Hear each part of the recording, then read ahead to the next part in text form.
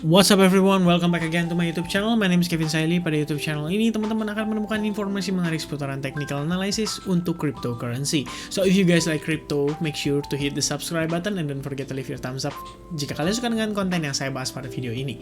Kita akan membahas satu pergerakan yang cukup menarik, yaitu Solana. Ya, ini banyak sekali yang request dari grup Telegram, dari grup Advance, dari YouTube, komen dan lain sebagainya. Ini banyak banget yang request minta dibahas Solana. Ya, Solana ini adalah salah satu token dengan project yang cukup menarik. Sebenarnya bukan project sih, lebih tepatnya fundamental yang cukup oke ya. Dia kelihatannya trennya juga sangat signifikan penguatannya. Jadi saya pikir saatnya kita bahas guys. Oke. But before saya bahas, saya pengen remind ke teman-teman, hati-hati terhadap orang-orang yang seperti ini ya. Ini crazy sih kalau saya bilang ya. Dulu saya berpikir bahwa silalah mengatasnamakan nama saya, komennya saya lagi ya kan. Nah, kalian bisa lihat ya. Kalau misalkan saya pribadi komen, itu pasti ada kotak hitam ini ya. Jadi make sure kalau misalnya kalian nonton video saya yang ini, jangan sampai kalian kena tipu sama orang-orang ini ya. Jadi be careful guys, be careful. Apalagi buat mereka yang ngebalesin kayak gini, so still be careful tuh ya. Ini kelihatan banget sebenarnya orang-orang yang biasanya menggunakan Google Translate ya untuk lebih lanjut tentang perdagangan yang baik ya kan, good trading kan ya, gitulah. Oke, stay away from them, be careful, right? Langsung aja kita masuk ke dalam pembahasannya. Kita nggak punya waktu buat ngurusin mereka, biarkan saja, right? Nah, sekarang kita akan masuk ke time frame weekly. Jadi saya pengen tunjukin dulu ke teman-teman bahwa di time frame weekly ini sebenarnya kita membentuk yang namanya bukan membentuk yang namanya sih, ini dengan minimnya chart kita cuma bisa menggunakan Elliott Wave Theory untuk menentukan potensi pergerakan berikutnya. Nah, di wave ini saya anggap wave 1 ya, penguatan yang di sini guys ya. Lalu dari wave 1 ini kita bisa lihat koreksi itu hanya terjadi sampai 23,6%. Biasanya kondisi seperti ini itu mengindikasikan adanya tren yang sangat kuat terhadap si kondisi marketnya ya. Bayangin, retracement atau pullback yang terjadi hanya 23% aja ya, nggak sampai 38 atau bahkan 50%. Artinya itu strong banget dipertahankan sama area ini ya, sehingga bagi mereka itu Solana memang worth it-nya nilainya di atas ini gitu. Ya, let's say sesimpel itu gitu ya. Nah, proses ini kan adalah wave 1 kita ya. Sorry, balik lagi ini wave 1 kita. Lalu di sini wave 2 kita ya. Wave 2 di sini. Di sini terdiri atas A, kemudian B ya, dan terakhir C correction. Oke.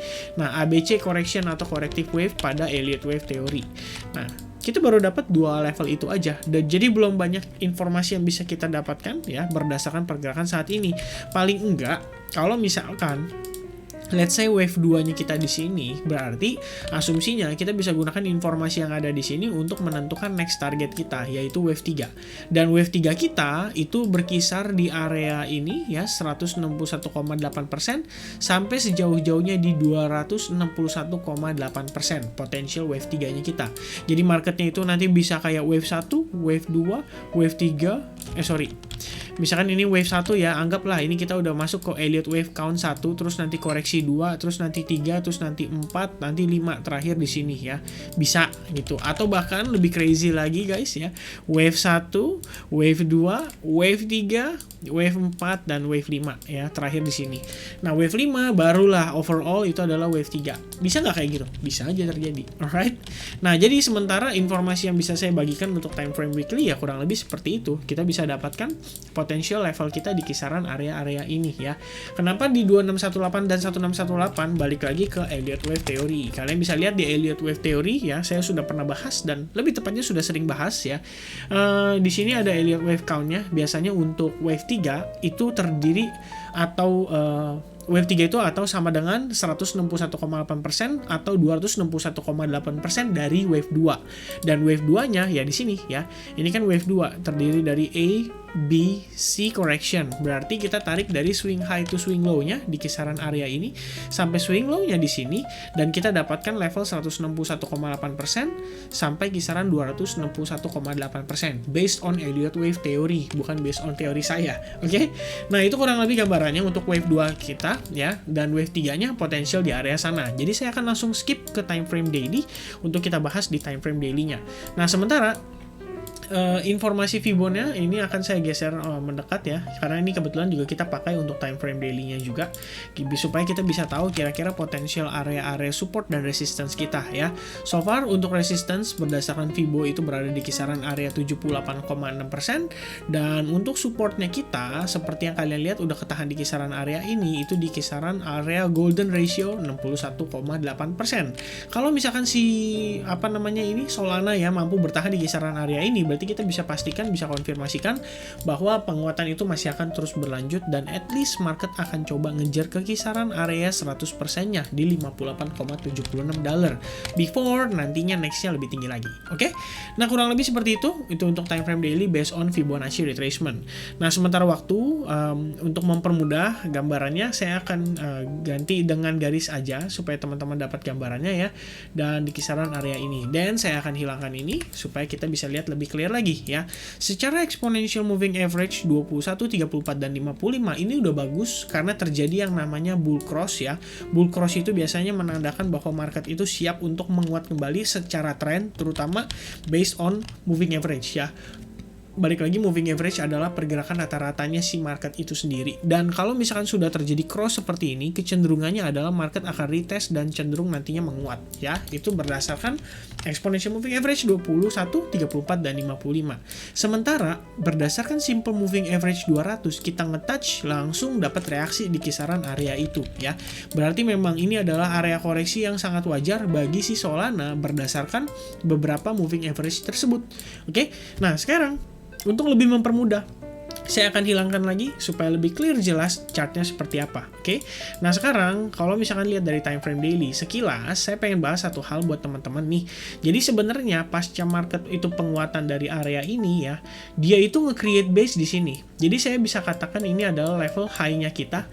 Sementara level yang terjadi di area ini itu bukanlah higher high kita ya. Kenapa saya katakan ini bukan higher high kita ya, saya silang. Kenapa? Karena basically ini tampak seperti istilahnya itu kita bilang adalah false breakout ya. Jadi market itu kembali ya, dari dia naik penguatan langsung kembali ke bawah dengan signifikan. Oke, which means ini kita nggak anggap ada ya, karena memang faktanya market itu langsung balik ke dalam, kecuali ya kita baru bisa consider kita baru bisa consider dikatakan sebagai higher high ketika market itu break lalu dia sideways at least di kisaran area itu, baru dia terserah mau turun lagi kek ya, at least di sini berarti udah pernah kebentuk yang namanya higher high. Tapi kalau misalkan konsepnya terjadinya seperti ini kita nggak consider sebagai higher high. Oke, so kalau misalkan seperti itu, dengan kalian dapatkan informasi itu, berarti kita bisa melakukan tarikan garis dari sini ke sini dan mempertemukannya di level-level berikutnya, yaitu area ini, dan juga area ini, plus terakhir area ini. Dan seperti yang kita lihat di area ini, kita berhasil melakukan breakout, bahkan sudah retest dan gagal kembali ke dalam, oke, sehingga market saat ini meneruskan penguatannya dan mulai konsisten membentuk area higher high, higher low. Alright. Nah, so far kalau misalkan dengan informasi seperti ini, at least kita bisa tahu nih potensi yang terjadi terhadap market seperti apa. Sementara untuk level bawahnya, kalian yang spot ini sebagai sebuah descending triangle, sementara breakoutnya ke atas, itu berarti good ya, kalian benar. Sementara kalian bisa lihat juga apa yang terjadi di sini, ini sebenarnya nggak lain hanya sama seperti kondisi yang di sini. Jadi ini keduanya itu kita katakan sebagai false breakout, atau di sini false out atau fake out.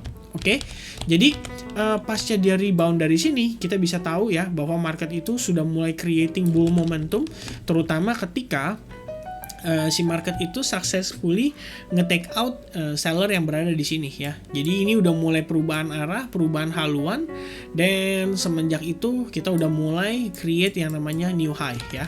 Jadi ini udah mulai berubah nih peraturannya atau transisinya sudah mulai jalan. Di sini kan create lower high ya, lower high. Harusnya kan di sini lower high-nya dia, tapi ternyata dia malah create higher low. Oke. Malah kalau compare yang ini udah create higher low ya. Begitu dia break di sini, ini udah create higher low. Artinya proses transisi sudah berjalan. Oke. Jadi sekarang aturannya itu berubah menjadi high, kemudian low, kemudian higher high, higher low, higher low, dan seterusnya. Oke. Nah, sementara informasi yang saya bisa bagikan berdasarkan time frame daily kurang lebih seperti itu. Dan kalau misalkan berdasarkan time frame 4 jam ya, kalau misalnya kita turun time frame ke 4 jam, saya rasa so far so good guys ya. Kalian bisa lihat market ini sudah mulai create momentum seperti yang tadi saya sampaikan. Nah, untuk jadi patokan kita sebagai next resistance kita bisa gunakan Fibonacci retracement di mana area 161,8% itu sudah tercapai, which means di kisaran 43,34 dolar. Next itu berarti di 218 ya, berdasarkan time frame yang mungkin agak lebih panjang atau long term, dan kalian bisa tambahkan 2.272 atau di 2.414 sebagai potential next target kita ya. Mungkin lebih enaknya terdekat kita taruh di 200% dulu, yaitu di kisaran 45 dolar ya. Sementara kalau yang terlihat secara sekilas, Solana ini juga meng-create yang namanya ascending channel ya. Kalian bisa tarik ketemukan titik 1 dengan titik 2 di sini, lalu kita hubungkan ke atas ya, dan kita lihat bagaimana market ini membentuk sebuah ascending channel. Oke. Dan tampak menurut saya pribadi ini cukup rapi ya untuk pergerakannya. Jadi saya pikir teman-teman bisa manfaatkan ascending channel ini untuk mencari informasi ke depan pergerakan tentang mencari informasi ke depannya tentang pergerakan si Solana ini, alright? Nah, kurang lebih gambaran dari saya seperti itu ya. Ini adalah beberapa area yang kita perlu perhatikan. Sementara saya akan ubah ini jadi 1618 dan juga di sini ya potensi area kita. Lalu kita akan hilangkan si Fibonacci-nya supaya teman-teman dapat gambaran potensial target kita ya. Ini akan saya ganti jadi warna ungu supaya cantik, dan ini saya ganti menjadi warna orange supaya lebih cantik lagi dan lebih cerah. Oke. Nah, lalu tambahan aja guys, di sini ada area yang kita udah breakout ya atau breach, artinya memang di kisaran area ini kita ngelihat ada reaksi terhadap buyer ya. Dan itu bisa saya kasih informasi seperti ini. Jadi di kisaran area ini kita bisa tandain sebagai satu potensial bottom daripada pergerakan ini. Oke, itu aja update saya seputaran Solana. Nanti so far kita akan berikan update lagi. Mudah-mudahan ada kesempatan untuk saya bahas lagi ya. Thank you so much buat teman-teman yang udah nonton video ini. Mudah-mudahan apa yang saya bagikan bisa bermanfaat dan bisa membantu teman-teman dalam melakukan analisis ya. Jadi bisa dapat gambaran lah at least tentang apa yang berpotensi terjadi terhadap si market, dan juga tentunya bisa nyocokin nih analisa antara teman-teman pribadi dengan saya punya. Oke, thank you so much for watching this video. I hope you guys like this video. Kalau misalnya kalian suka, make sure kalian hit the thumbs up dan jangan lupa share video ini ke teman-teman kalian. Thank you so much and I'll see you guys again in the next update. Cheers.